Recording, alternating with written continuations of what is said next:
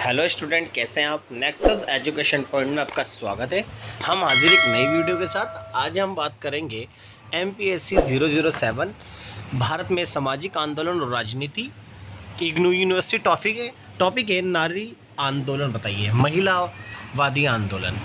तो बच्चे, नारीवादी आंदोलन के बारे में हम बात करते हैं। आपको पता है कि प्राचीन काल से महिलाएँ विकास से अछूती रही हैं। वर्ण व्यवस्था से महिलाओं को पर्दे में रखा गया और महिलाओं के प्रति विभिन्न प्रथाएं प्रचलित रही हैं।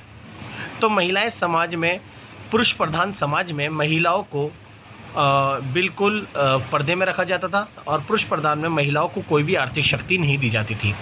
महिलाएं साधारणतः प्रत्येक समाज का एक महत्वपूर्ण अंग है, जिनकी संख्या लगभग पुरुषों के समान ही है। भारतीय समाज में स्त्री की स्थिति काफ़ी उच्च रही है। हिंदू समाज में इनको और अधिक आदर का सम्मान प्राप्त था।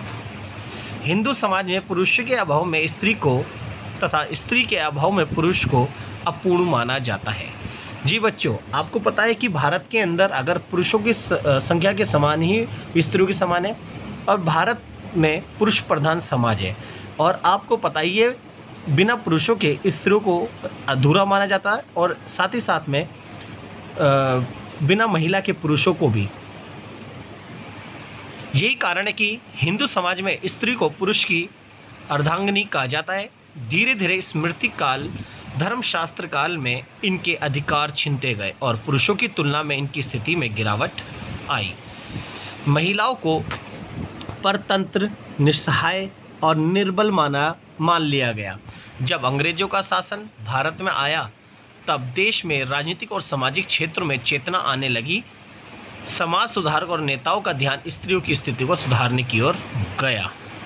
तो पहले जो थी, स्त्रियों और पुरुषों को एक समान समझा गया, लेकिन कुछ समय बाद वर्ण व्यवस्था और अंग्रेज शासन काल में महिलाओं को बहुत ज़्यादा इनका जो शोषण किया गया।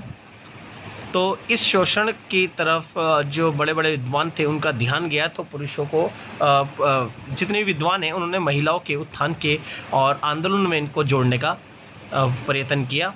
और गांधी जी भी आए तो महिलाओं के लिए उन्होंने भी उत्थान के कार्य करने शुरू करे। इस तरह यहाँ पिछले कुछ वर्षों में स्त्रियों की स्थिति में सुधार आया है।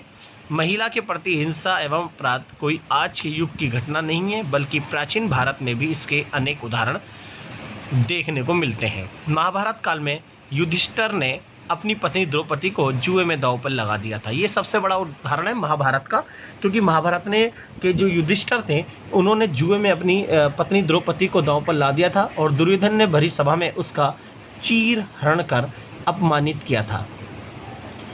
रामायण काल में रावण ने सीता का अपहरण किया। ये दूसरा है, क्योंकि दूसरा सबसे बड़ा एग्जाम्पल है रामायण। एक महाभारत और एक रामायण। रामायण में सीता का अपहरण करा था रावण ने। विधवाओं को भारत में अनेक अधिकारों से वंचित किया गया, क्योंकि जो विधवा थी उन्हें दूसरा विवाह करने का अधिकार नहीं था और इनको बहुत सारे अधिकारों से भी वंचित किया गया था। तथा नाना प्रकार के कष्ट एवं उत्पीड़न दिया जाते रहे हैं। इस प्रकार संसार के अधिकांश समाज पुरुष प्रधान होने के कारण समय समय पर महिलाओं ने अपने शोषण एवं उत्पीड़न के खिलाफ आवाज उठाई।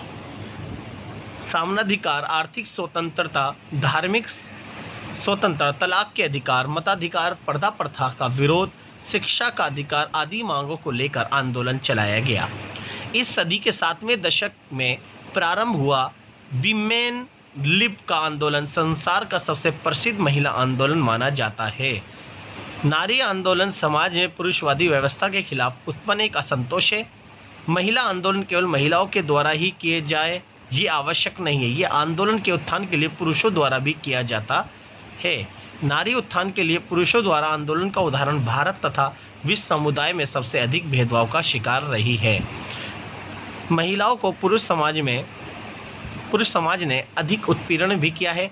महिलाओं को समाज में है दृष्टि से देखा जाता है तथा उसे एक वस्तु की भांति उपयोग किया जाता है। वर्तमान समाज में महिलाओं के गर्भ में ही पुत्रियों को मार दिया जाता है। ये समाज पितृसत्तात्मक समाज है, इसलिए पुत्रों को अधिक तथा लड़कियों को कम प्यार और अधिकार मिला है। प्राचीन काल से ही महिलाओं को आर्थिक अधिकार और सांस्कृतिक अधिकारों से वंचित रखा जाता है। इस कारण महिलाएं में असंतोष की भावना उत्पन्न हुई और इनका आंदोलन प्रारंभ हो गया, जो आज भी जारी है। विश्व तथा भारत में महिलाओं की परिस्थिति में सुधार के लिए कई नामी गिरामी पुरुष सामाजिक बुराई को दूर करने के लिए नारी आंदोलन चला रहे हैं। वर्तमान समय पहले की अपेक्षा महिलाओं की स्थिति में काफ़ी सुधार हुआ है। महिलाएं आज पुरुषों के साथ कंधे से कंधा मिलाकर काम कर रही है।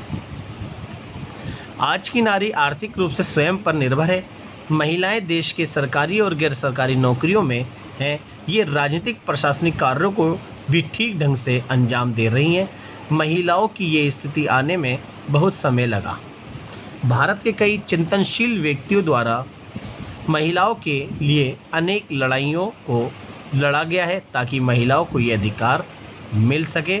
तो ये नारीवादी आंदोलन के कुछ मैंने आपको कुछ समरी बताई, तो इस समरी को आप थोड़ा सा सुनकर चली जाइए।